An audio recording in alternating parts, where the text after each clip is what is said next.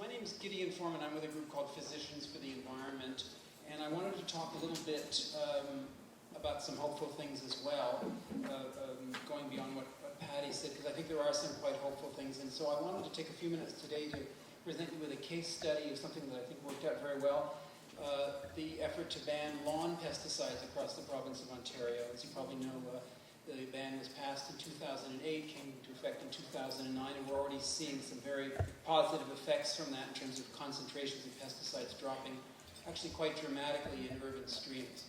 And I think this is useful for a couple of reasons. First of all, I think it shows us what we can do working together, and we worked closely with the Canadian Cancer Society, with the auto workers and other groups on this ban project. I think it shows what we can do, and I'm hopeful that it also gives us some ideas about what we can do in the future. I think that this case study, I'm hopeful this case study gives us some insights into tactics that we can use in future campaigns. So I just want to jump in and talk a little bit about the campaign. Some very specific things, perhaps a little different from other presenters, in that I want to talk about some quite concrete tactics that we can use together to win environmental health protection. Just by way of introduction, a word or two about CAPE. Group of about 5,400 doctors and concerned citizens. Not all our members are doctors, many are, but many are people who are concerned about this, who might also support the David Suzuki Foundation or other environmental groups. We've had a lot of growth in the last few years, which has been very exciting. I think people get the idea of doctors doing environmental work, they like it and they want to support it. We don't just work on pesticides, we work on a couple of issues. We don't try to take on everything, we work on about 2 or 3 issues across the country. In Quebec, we're trying to stop the mining and export of asbestos, which is clearly an important environmental health issue, and I think we will win that one. In British Columbia, we're working on trying to win a pesticide ban there, similar to what we have in Ontario. And we're also working here in Ontario on trying to speed up the closure of Ontario's coal-fired plants. The government has reduced the amount of coal that's used to produce electricity, but there's still quite a bit out there. It's still making people sick, and it's still killing people. In 2010, about 300 people died from the effects of coal in Ontario alone. But I want to talk today about our work on the pesticide ban right across Ontario. Thank you. So to begin with, we based our work on the pesticide ban in Ontario on 2 key studies. I won't go through all of this. Many of you are probably familiar with this work, but the foundational work here was done by the Ontario College of Family Physicians, and a nod to those, Mark among them, from the college who worked on this groundbreaking work, and it really set the stage for the pesticide ban in Ontario, and I think indeed a pesticide ban work right across Canada. It was really a groundbreaking study done in 2004, and it found all sorts of now common, then not so common or not so clear connections between pesticides, primarily in cancers and developmental reproductive effects and neurological effects. And as you can see here, a number of cancers were connected with pesticide use, implicated in pesticide exposure. One particularly troubling finding was the connection between young people and leukemia, particularly for pesticides that are used in lawns and gardens. That was a clear finding that they were at increased risk for that blood cancer. Next, please.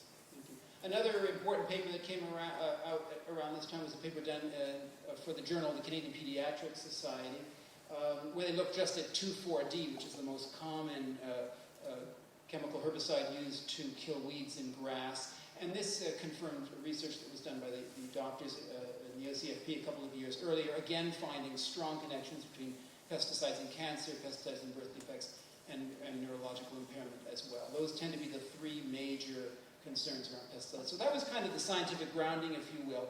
And a lot of what we did in our work as Physicians for the Environment was to take that science and give it legs out in the political world. Slide, please. Just briefly, the Pesticide Ban Act came into effect in April 2009. It was passed in 2008. It really is the best pesticide legislation. When I say best, I mean the most health-protective pesticide legislation in North America. There's really nothing like it in the United States. It's orders of magnitude better than anything in the United States, and it's even stronger than anything else in Canada. It takes 250 products off store shelves. They can't be used and they can't be sold. So it's really quite extraordinary. And of course, when you take them off the shelves, you significantly reduce exposures, needless to say. I'm sorry? Some people go shopping in the States, but we find well, we'll get to that in a moment, because we did polling on this, and actually, the polling shows that most people support it, so there isn't a lot of people breaking the law, because most people support the law. But what was really interesting about this, and maybe useful for discussions later, is that it didn't go chemical by chemical. We didn't have debates about 2,4-D, glyphosate, imidacloprid, other lawn and garden pesticides. We didn't say, well, this and that one. We took them out as a class. We said that if they're for non-essential purposes, if they're just for lawns and gardens, they got to go.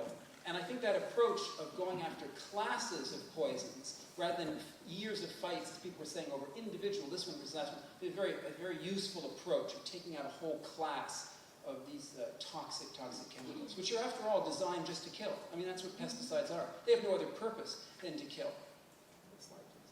So I want to go just in my remaining few minutes to talk a little bit about some of the things that I think were helpful at the tactical level in terms of winning this piece of legislation. And when I say winning, it wasn't just our work, it wasn't just physicians in the environment, it was a very broad collaborative, and people in this room contributed. It was health professionals, it was environmental groups, it was unions, many people contributed to the victory. But I think that one of the first things that we did really well on this is that we got the messaging right. That we didn't talk particularly about environmental focus on the pesticide issue. We didn't particularly talk about the sort of tree-hugging aspect, if you will, which I don't think would have had much purchase with decision makers. We honed in directly on children. And as I'll show you in a couple of slides hence, in our advertising, we really focus on children's health. And it's very hard to say no to children's health. And so we came up with messaging like only a ban will protect them and they're not safe. This was key, I think, to changing the public, not so much the public, but to changing decision makers' views on the issue. As the campaign wore on, we did try out some other messages. It was the recession of 2008 was happening at that point, and we did also talk about some of the economic benefits of the pesticide ban, which I think are also significant, but the key message was around children's health. I think that was very helpful. Next, please. We brought together quite an impressive collection of organizations. We partnered with the David Suzuki Foundation. They were key on this, and we brought the respected Dr. Suzuki himself. We partnered with the Canadian Cancer Society, who were a wonderful, wonderful partner. They took a very, very strong position on this, much stronger, I must say, than the American Cancer Society, which is much more mealy-mouthed, actually, about environmental toxins. Canadian Cancer Society said these are not a health issue. These are not being used to protect people's health or the food supply. They should be banned, full stop. A very, very powerful position that CCS took on this, and it helped us enormously. So we put together a coalition of these high-powered groups. We wrote up a statement, our demands, what we wanted, and we presented it to government at a press conference and had all the signatories on it. So it was quite a powerful collection of organizations that were standing up behind us. It wasn't just the doctors or the environmentalists, or the unions, but all of us together. Next, please. Then we met directly with the Environment Minister, and this was really useful, and I think, again, something that we could be doing more of in other environmental health campaigns. We met with Mr. Gerritsen, at that time the Environment Minister, now the Attorney General. We must have met with him 4 times or more. Sometimes our doctors in one-on-one meetings, sometimes we had all of the groups around the table. This was very useful, sitting down with the Minister himself. He was quite receptive, I must say, to this. But we were able to push him, I think, further than they wanted. One of the key discussions was about sales. Would they ban just the use of pesticides or the sales as well? And that was by no means clear at the outset. And we were able to I think, compel Minister Gerritsen, give him compelling arguments that really, if we're going to protect human health and the environment, it has to be a ban on sales. And he understood that. And we were able to convey that, I think, one-on-one to him. And he bought into that. And it was clear that he was going to support the ban on the use and the ban on the sales. That took quite a bit of courage, actually, at the time, because the industry, of course, was threatening lawsuits, as you know. And the minister was actually really very principled, and he said he would go ahead with that ban on sales. Between meetings with the minister, we kept in very close contact with his senior staff, and this is very important. We actually developed quite close relationships, and his staff was very helpful to us. And there were times during the campaign where we were talking to his staff, his senior policy advisors, 3 and 4 times a week, and they were giving us actually advice on how to move the ban through government. Speak to this cabinet minister, speak to that minister, speak to this bureaucrat, speak to that bureaucrat. So that direct relationship with these decision makers was very useful. Thank you, sir. Next, please. And then we commissioned opinion polling, and this is something that we always do when we do these campaigns. We always want to see the sort of the lay of the land at the outset. And this poll that we did, we actually polled twice. We hire a professional pollster, showed that better than 70% of Ontarians supported the pesticide ban. So it wasn't a matter of moving public opinion, which we probably couldn't have done anyway, and that's a huge, complicated task and takes many years and a lot of money. But we didn't need to do that. We didn't need to move public opinion because public opinion was already there, overwhelmingly on our side. It was a matter of harnessing some of public opinion and showing to the government that there was massive support for the pesticide ban. So the polling is very useful, and what I would say to other groups is that you really can use that tool and use it as frequently. It actually can be done much more inexpensively than you might think, and I can get into some details about that after if you want to chat one-on-one, but please do see that as a tool for yourselves. Polling is much more accessible than you may think. Next, please.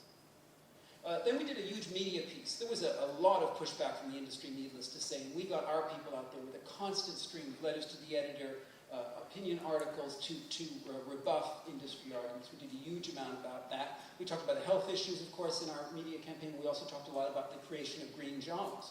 We said that if you bring in this ban, there's going to be huge expansion in the non-toxic agriculture, or non-toxic lawn care sector, and in fact there was. Next, please. Then we had meetings with key ministries, not just in the environment, but in other ministries, and this was really important too. One of the things that we were told by our allies at the Ministry of Environment was you've got to speak to the money guys, because the economic portfolio ministers are very concerned about this pesticide ban because they think it's going to kick the heck out of the lawn care industry, and of course the industry is feeding this. You bring in this ban and you're going to kill hundreds and hundreds of jobs across the province.